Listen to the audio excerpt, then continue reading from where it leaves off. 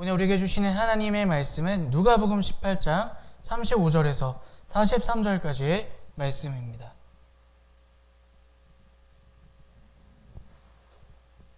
제가 읽도록 하겠습니다. 예수께서 여리고에 가까이 이르렀을 때에 일어난 일이다. 어떤 눈먼 사람이 길가에 앉아서 구걸을 하고 있다가 무리가 지나가는 소리를 듣고서 무슨 일이 일어났냐고 물어보았다. 사람들이 나사렛 예수가 지나가신다고 그에게 일러주었다. 그러자 그는 소리를 질렀다. 다윗의 자손 예수님, 나를 불쌍히 여겨 주십시오. 앞에 서서 가던 사람들이 조용히 하라고 그를 꾸짖었으나 그는 더욱더 크게 외쳤다. 다윗의 자손님, 나를 불쌍히 여겨 주십시오. 예수께서 걸음을 멈추시고 그를 데려오라고 분부하셨다. 그가 가까이 오니 예수께서 그에게 물으셨다. 내가 내게 무엇을 해주기를 바라느냐? 그가 대답하였다. 주님, 내가 볼 수 있게 해주십시오. 예수께서 그에게 말씀하셨다. 눈을 떠라, 내 믿음이 너를 구원하였다. 그러자 그는 곧 보게 되었고 하나님께 영광을 돌리면서 예수를 따라갔다. 사람들은 모두 이것을 보고서 하나님을 찬양하였다. 아멘. 오늘 우리 예수님을 사랑하시고 주인 삼으셔서 함께 예배드리시는 여러분들을 환영하고 축복합니다. 한 해의 절반을 지나가는, 또 특별히 호국 보훈의 달이라는 6월달을 우리가 맞이하였습니다. 우리는 때때로 나만 생각하며 또 눈앞에 보이는 일들만 바라보며 살 때가 있습니다. 그렇게 자기중심적으로 살 때가 많이 있죠. 인간이란 것은 원래 자기중심적인 그런 본능을 갖고 있기 때문에 그렇게 살 때가 사실 많이 있습니다. 그러나 우리는 본능대로 사는 그러한 일반인, 자연인이 아닌 줄로 믿습니다. 예수 그리스도가 주인 되신 그리스도인인 줄로 믿습니다. 날마다 말씀 가운데 나를 돌아보아 예수님을 닮아가야 되고요. 또 우리의 삶에 하나님 나라, 하나님의 뜻을 이루기 위해 살아야 한다는 것입니다. 우리가 그렇게 살아갈 때에 우리의 삶에 세상의 물질, 또 성공, 그런 것들과 비교할 수 없는 하나님이 주시는 기쁨과 은혜가 우리의 마음 가운데, 우리의 삶 가운데 충만하게 임할 줄로 믿습니다. 그것이 바로 하나님의 나라를 살아가는 것입니다. 6월 한 달도 나를 위해서만 사는 것이 아니라 우리가 주님 뜻대로 살고자 내 삶 가운데 하나님의 나라를 이루고자 열심히 사셔서 충만한 은혜 가운데 살아가시는 저와 여러분들 되셨으면 좋겠습니다. 우리가 2021년 중심잡기라는 주제로 예수님을 내 마음의 중심에 모시고자 매주 말씀을 통해 우리의 마음을 점검하고 있습니다. 근데 이것 또한 내 시각, 내 중심으로 살지 않고자 하는 노력의 한 방법이라고 할 수 있을 것입니다. 믿음으로 사는 모습이 바로 이러한 모습이라는 것이죠. 그리스도인은 물질, 이성, 지식이 아니라요, 예수님을 믿는 믿음으로 사는 것, 그것이 그리스도인의 삶인 줄로 믿습니다. 우리가 믿음이라는 것을 너무나 교회에 다니시고 신앙생활 하시면서 너무나 많이 들으셔서 친숙한 단어이실 거예요. 하지만 당연히 믿음으로 산다, 그렇게 생각하시면 안 된다는 것입니다. 믿음으로 사는 자는요, 그렇지 않은 자와 현격한 차이를 가지고 있다는 것이죠. 어떠한 차이를 갖고 있을까요? 같은 상황 속에서 다른 것을 바라보고 다른 고백을 할 수 있는 사람, 그 사람이 바로 믿음으로 사는 사람의 모습이라는 것입니다. 오늘 우리는 어떠하십니까? 우리는 오늘 우리의 인생 가운데 우리 눈앞에 벌어지는 일들 가운데 무엇을 바라보며 어떤 고백을 하시며 그렇게 하루하루를 살아가고 계십니까? 오늘 본문에 나온 한 사람은요, 믿음으로 살고자 노력하는 것이 무엇인가를 오늘 우리에게 잘 보여주고 있습니다. 우리 오늘 본문 말씀 35절부터 37절까지의 말씀을 함께 읽어보도록 하겠습니다. 예수께서 여리고에 가까이 이르렀을 때에 일어난 일이다. 어떤 눈먼 사람이 길가에 앉아서 구걸을 하고 있다가 무리가 지나가는 소리를 듣고서 무슨 일이 일어났느냐고 물어보았다. 사람들이 나사렛 예수가 지나가신다고 그에게 일러주었다. 아멘. 오늘 누가복음의 기자는 예수님께서 여리고를 지나가실 때에 한 눈먼 사람이 그 가운데 구걸하고 있었다 우리에게 말하고 있습니다. 이 사람을요 마가복음에서는 바디메오라고 소개를 하고 있고요, 또 마태복음에서는 한 사람이 아니라 두 사람이었다 그렇게 말해주고 있습니다. 분명한 사실은 이 사람은 앞이 보이지 않는 장애인이었다는 것이죠. 그 시대의 장애인들 어떤 삶을 살았을까요? 그 시대의 장애인들은 어떤 마땅한 복지라는 것이 전혀 없었습니다. 또 일을 할 수 있는 그런 방법도 없었습니다. 오히려 이 사람들은 죄인으로 정죄를 당했습니다. 왜냐하면 그 시대의 사람들은요, 무언가 장애가 있고 병이 걸리면 그게 자기가 잘못해서 하나님께서 벌을 주셨다, 아니면 그들의 부모가 잘못해서 이 사람이 장애가 생겼다, 이렇게 생각했기 때문이죠. 일을 할 수도 없었습니다. 어떠한 복지를 누릴 수도 없었습니다. 오히려 죄인 취급을 받고 살 수밖에 없었다는 거죠. 그 시대의 장애인들이 할 수 있는 것은 목숨을 유지하기 위해 길거리에 나와서 구걸을 하는 거지 생활을 할 수밖에 없었다는 것입니다. 몸도 불편한데 편견을 가지고 가난한 삶 가운데 살아가는 그들의 마음은 얼마나 억울하고 답답했을까요? 그러한 한많은 인생 가운데 어느 날 이상한 소리가 들리게 됩니다. 오늘 본문 말씀 보니까요, 무리가 지나가는 소리를 듣고서라는 구절이 있습니다. 이 뜻은요, 단순히 그냥 무리가 지나간다, 많은 사람들이 지나간다는 뜻이 아니라 어떠한 누군가를 따라가기 위해 많은 사람들이 움집해 있다, 이런 뜻을 가지고 있습니다. 그냥 많은 사람들이 왔다 갔다 한다는 소리가 아니라 누군가를 향해서 수많은 사람들이 그를 따라간다, 그러한 수많은 사람들의 소리를 듣게 되었다는 것이죠. 여리고라는 도시는요, 그 당시에 휴양 도시로 유명했다고 합니다. 이 여리고, 여러분 구약 성경에서 한번 본 적이 있으시죠? 여호수아에서 이 이스라엘 군대가 하나님의 은혜로 여리고성을 무너뜨리게 되죠. 이 여리고라는 지역은 그때 이후로 폐허로 있다가 헤롯 왕 시대 때 헤롯이 거기다 겨울 궁전을 지었다고 합니다. 그래서 그 일대가 휴양지, 관광지로 개발되게 되었다는 것이죠. 그래서 여리고는 풍요의 도시, 그런 상징을 갖고 있었다고 합니다. 그래서 평소에도 사람들이 많이 왕래하던 그런 도시였다는 것이죠. 평소에도 사람들이 많았지만 그날따라 수많은 사람들이 누군가를 쫓아가는 그런 소리를 이 장애인이 듣게 되었다는 것이죠. 그래서 이 장애인이 궁금해서 물어봅니다. 그러자 사람들이 대답해 줍니다. 나사렛 예수께서 지나가신다. 그 소식을 듣자마자요, 이 장애인이 크게 소리치기 시작합니다. 우리 본문 말씀 38절 39절 말씀을 함께 읽어봅니다. 그러자 그는 소리를 질렀다. 다윗의 자손 예수님, 나를 불쌍히 여겨 주십시오. 앞에 서서 가던 사람들이 조용히 하라고 그를 꾸짖었으나 그는 더욱더 크게 외쳤다. 다윗의 자손님, 나를 불쌍히 여겨 주십시오. 아멘. 사람들이 나사렛 예수께서 지금 지나가신다, 그렇게 나사렛 예수라고 이 장애인에게 예수님을 소개합니다. 그런데 이 장애인은요, 나사렛 예수라고 부르지 않아요. 다윗의 자손 예수여, 이렇게 부르고 있습니다. 사람들은 예수님의 출신에 관심이 있었어요.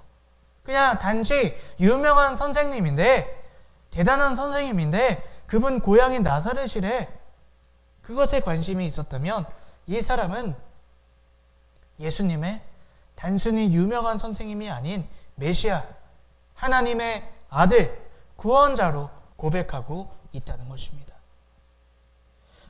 이 다윗의 자손이라는 뜻은 무엇이냐면요, 구약에서 너희를 구원하시게 오실 메시아는 다윗의 자손에서 오시는 분이시다 라고 구약 성서에 그렇게 예언되어 있었다는 것이죠. 그래서 다윗의 자손이라 고백하는 것은 하나님의 아들이십니다, 구원자이십니다, 그것을 고백하는 것과 같다는 말입니다. 또한 불쌍히 여겨 주옵소서라고 고백합니다. 이 원어는요, 하나님의 자비로 긍휼히 여겨 주옵소서, 바로 예수님을 하나님으로 보고 있었다는 것입니다. 다시 말해서 이 장애인은요, 예수님이 자신의 인생의 답이 되시는 구원자 되심을, 그런 분이 예수님이시라는 것을 믿었다는 것입니다. 그래서 그분께 은혜, 구원의 은혜를 구했던 것이죠. 사람들이 꾸짖습니다. 조용히 하라고 말합니다. 원어에 보니까 한 명이 그런 게 아니고요, 한 번 그런 게 아니고요, 계속해서 야단을 쳤대요, 사람들이. 계속해서 꾸짖다라는 그런 의미를 가지고 있어요. 수많은 사람들이 너 조용해, 그만해 라고 계속해서 꾸지람하고 욕을 했다는 것이죠. 하지만 이 장애인은 포기하지 않습니다. 맞아 죽는 한이 있더라도 예수님을 향해 큰 소리로 외칩니다. 왜 그럴까요?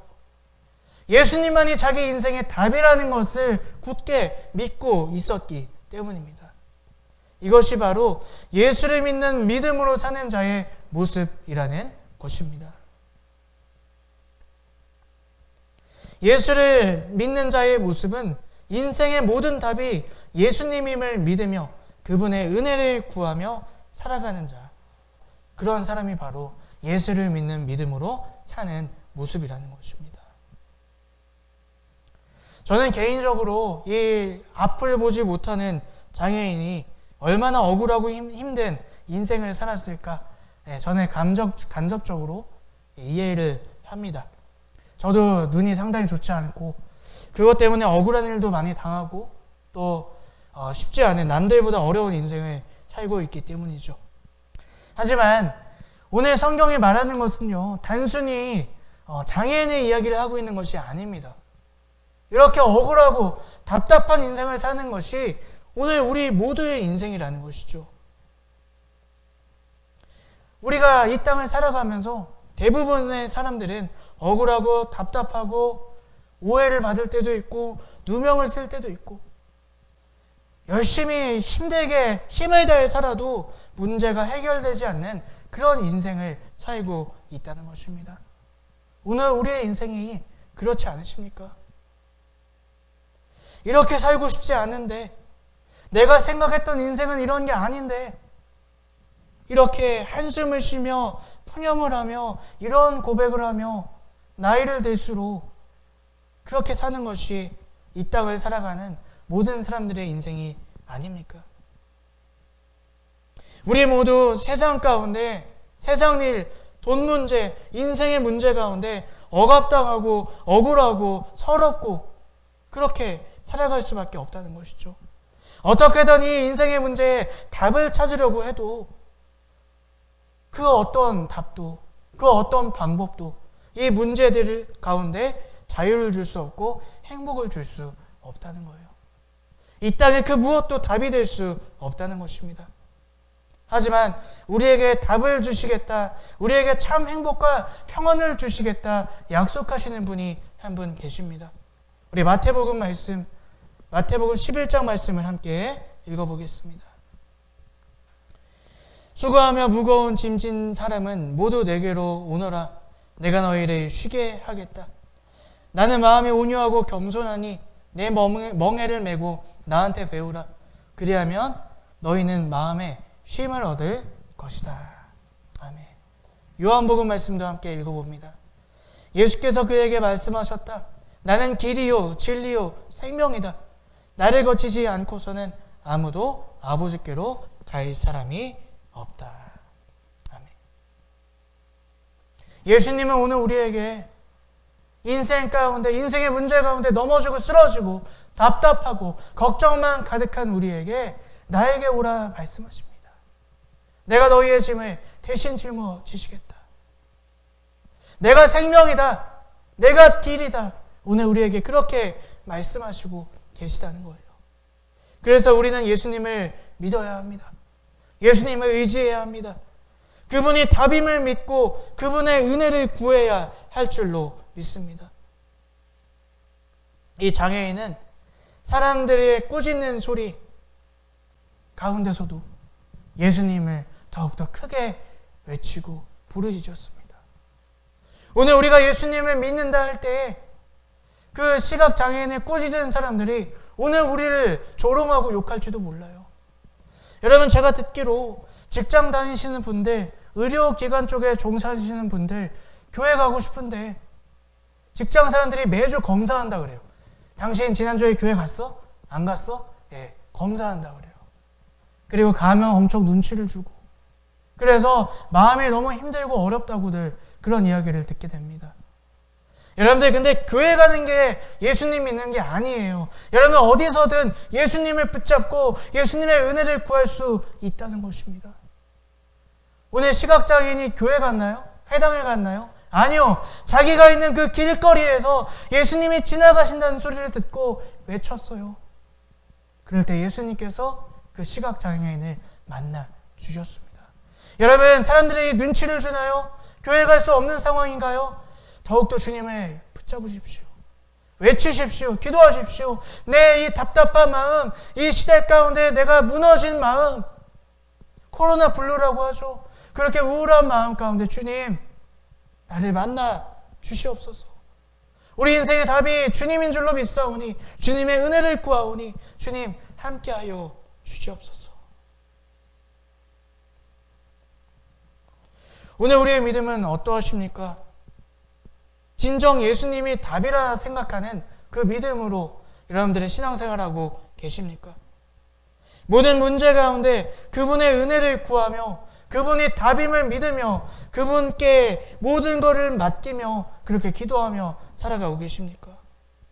아니면 예수님은 교회만 계시고 내 인생의 문제는 세상적인 답으로 해결하려고 그렇게 열심히 아둥바둥 하시며 살고 계시지는 않으십니까? 요한복음 11장 25절 26절 말씀을 함께 읽어보겠습니다. 예수께서 마르다에게 말씀하셨다. 나는 부활이요 생명이니 나를 믿는 사람은 죽어도 살고 살아서 나를 믿는 사람은 영원히 죽지 아니할 것이다. 내가 이것을 믿느냐? 오늘 이 말씀처럼 예수님을 믿는 자는 죽어도 살겠고 살아서 믿는 자는 영원히 죽지 않는다. 예수님께서 말씀하십니다. 우리의 육체를 말씀하시는 걸까요? 우리의 마음이죠. 우리의 영이죠. 우리의 영이, 우리의 마음이 예수 그리스도를 붙잡는 자는 죽지 않는다는 거예요. 무너지지 않는다는 거예요. 영원히 주님과 함께 건강하게, 기쁘게, 행복하게 살아갈 수 있다는 것입니다. 오늘 여러분의 삶에 예수 그리스도가 답이심을 믿으시는 여러분들 되시길 바랍니다. 그래서 예수님의 은혜를 구하시는 저와 여러분들이 되셨으면 좋겠습니다. 오늘 이 시각장애인이요, 그런 믿음으로 예수님을 구했어요. 예수님의 이름을 외쳤어요. 그럴 때 예수님께서 이 시각장애인을 만나 주십니다. 우리 40절부터 42절까지 말씀 함께 읽어보겠습니다. 예수께서 걸음을 멈추시고 그를 데려오라고 분부하셨다. 그가 가까이 오니 예수께서 그에게 물으셨다. 내가 내게 무엇을 해주기를 바라느냐? 그가 대답하였다. 주님, 내가 볼 수 있게 해주십시오. 예수께서 그에게 말씀하셨다. 눈을 떠라. 내 믿음이 너를 구원하였다. 아멘. 수많은 군중들이 예수님을 따르고 있었습니다. 그 속에서 예수님은 그의 음성을 들으시고 그를 데려오라고 말씀하십니다. 그리고 그에게 말씀하십니다. 내가 내게 무엇을 해주기를 원하느냐? 그 장애인이 대답합니다. 내가 보기를 원합니다. 단순히 육의 눈을 뜨기를 원한다고 말했던 것일까요? 이 사람은요, 예수님을 의사라고 부르지 않습니다. 다윗의 자손 메시아라고 부르고 있습니다. 예수님 또한 이 사람에게 그냥 눈뜨게 해줄게라고 말씀하시지 않으세요. 내 믿음이 너를 구원하였다라고 말씀하십니다. 단순히 육적인 눈을 뜨는 것이 아니었습니다. 자신의 인생 가운데 하나님의 은혜가 임하여 하나님의 뜻을 깨닫기를 이 장애인을 원했다는 것이죠. 이 억울하고 답답한 인생이 도대체 내가 무엇을 위해 살아야 될지, 하나님이 나에게 어떤 뜻이 있는지를 깨닫기를 원했다는 것입니다. 여러분, 이것이 예수님을 믿는 믿음으로 사는 성도의 두 번째 모습이라는 것입니다. 예수님을 믿는 성도, 그 믿음으로 사는 성도의 두 번째 모습은 우리의 모든 삶의 순간에 하나님의 뜻이 무엇인지를 구하며 사는 것입니다. 우리는 은혜를 구할 때 그 은혜에 대해서 좀 착각할 때가 있습니다. 은혜를요, 내가 원하는 것이 이루어지는 게 은혜라고 그렇게 생각해요. 아니면 어떤 어려운 문제가 해결되고 잘못됐던 것들이 잘 되어지고 이런 것이 은혜라고 그렇게 착각할 때가 있습니다. 하지만 여러분, 은혜는요, 내가 바라는 것을 주문하고 하나님께 청구하는 그런 것이 아닙니다. 그 문제, 그 상황 가운데 하나님의 뜻을 구하는 것이 은혜인 줄로 믿습니다. 그리고 그것에 순종하는 것. 주님, 오늘 나에게 이런 문제가 있습니다. 하나님께서 어떻게 하시기를 원하십니까? 이 상황 가운데 하나님의 뜻은 무엇입니까? 나에게 깨닫는 은혜를 부어주시옵소서. 그렇게 기도하는 것, 그것이 바로 하나님의 은혜를 구하는 모습이라는 것입니다. 이때에 수많은 군중들이 예수님을 따르고 있었습니다. 하지만 이들은요, 은혜를 구했던 것이 아니라 자신의 욕심을 구하고 있었습니다. 이 사람들이 나중에 어디로 갑니까? 예수님께서 이제 예루살렘에 오르실 때에 종려나무 가지를 흔들고 겉옷을 앞에 깔고 그렇게 외치고 열광하던 사람들이 지금 이 예수님을 따르던 사람들이었어요. 그런데 예수님이 어떻습니까? 너무나 나약한 어린 양과 같은 모습으로 십자가에 못 박히실 때 그들은 모두 떠나고 말았습니다. 오병 6건 때도 마찬가지죠. 예수님께서 보리떡 5개와 물고기 2마리로 5,000명을 먹으십니다. 그때 사람들이 막 열광해요. 야, 이제 우리에게 새로운 왕이 나타나셨다. 왕으로 막 세우려고 합니다. 그런데 예수님께서 그때 비로소 예수님께서 십자가를 지시고 구원에 대해서 말씀하시니까 사람들이 하나도 못 알아들어요. 막 되게 어려워해요. 불편해해요. 그러다 결국 예수님의 떠나가게 됩니다. 욕심을 구하는 사람들은 이렇게 될 수밖에 없다는 거예요. 하지만 그 내 상황 가운데, 내 인생 가운데 하나님의 뜻을 구하고 하나님의 은혜를 구하는 사람은 그 뜻을 깨닫고 순종함으로 말미암아 주님의 제자의 길을 걸어갈 수 있게 된다는 것입니다. 이 시각장애인의 모습은 어떻게 되었을까요? 43절 모습 보니까요, 그러자 그는 곧 보게 되었고 하나님께 영광을 돌리면서 예수를 따라갔다. 이 시각장애인은 눈 뜨고 주님 감사합니다 하고 간 사람이 아니었어요. 그때부터 정말 더 하나님의 뜻을 받들어 예수 그리스도의 제자의 모습으로 살게 되었다는 것입니다. 여러분, 우리가 예수님을 믿는 이유가 지금 당장 내 눈앞에 있는 어떤 문제를 해결받고자 믿는 그런 믿음이 아니기를 축복합니다.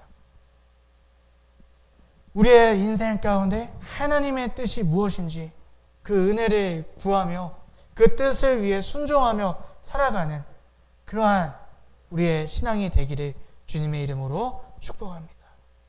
예수님이 답임을 믿고 위기 가운데, 어려운 상황 가운데 주님의 뜻을 구하며 그것을 순종하며 행함으로 우리가 주님의 제자가 되고 구원의 길을 온전히 걸어갈 수 있게 된다는 것이죠. 그러한 삶을 살아갈 때 우리의 삶 가운데 무슨 일이 있든지, 어떠한 어려움이 있든지, 어떠한 억울하고 답답하고 힘든 일이 있든지 간에 우리는 그분의 뜻을 알기에, 그분의 은혜로 살기에, 그 모든 어려운 상황 속에서도 우리가 가진 믿음으로 하나님 나라를 걸어가며 하나님의 은혜 가운데 살아갈 수 있다는 것입니다. 오늘 여러분의 인생 가운데 그 은혜를 구하시는 저와 여러분들이 되셨으면 좋겠습니다. 그리고 그 뜻을 깨달아 주님께 순종함으로 하나님 나라의 기쁨으로 하나님 나라의 은혜로만 살아가시는 저와 여러분들 되시기를 주님의 이름으로 축복합니다.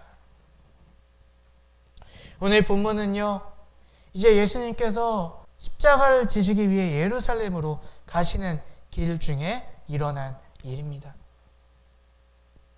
여러분, 예수님께서 십자가를 지실 때 그냥 쉬운 마음으로 지시지 않았다는 거 여러분 알고 계시죠? 이제 곧 십자가를 지셔야 돼서 너무나 무거운 마음, 너무나 힘든 마음으로 이 길을 걷고 계셨을 것입니다. 하지만 그 가운데서도 아무도 주목해주지 않은 그런 장애인 한 명의 외침, 그 외침을 예수님께서는 무시하지 않으시고 그 외침에 귀 기울이시고 그에게 은혜를 주셨습니다. 그러한 사랑의 예수님은 오늘 우리의 외침도 듣기를 원하십니다. 예수님의 은혜를 구하시는, 또 예수님의 뜻을 구하는 그러한 여러분들의 외침을 듣기 원하시고 그 외침 가운데, 우리 마음 가운데 큰 은혜를 주시기를 원하시고 기다리고 계시는 줄로 믿습니다. 이 어려운 시대에, 우리가 은혜 없이는 살아갈 수 없는 이 시대에 우리가 진정 예수 그리스도를 믿는 믿음으로만 사시는 저와 여러분들이 되셨으면 좋겠습니다. 우리 인생의 모든 문제의 답이 예수님이심을 믿고 또 모든 상황 가운데 하나님 뜻, 하나님께서 원하시는 것이 무엇인지를 구하고 깨달아 행하여 이 예수님 다시 오실 때가 얼마 남지 않은 이 시대 가운데 주님을 붙잡고 구원의 길을 걸어 나아가시는 주님의 제자로만 사시는 저와 여러분들 되시기를 주님의 이름으로 축복합니다. 아멘.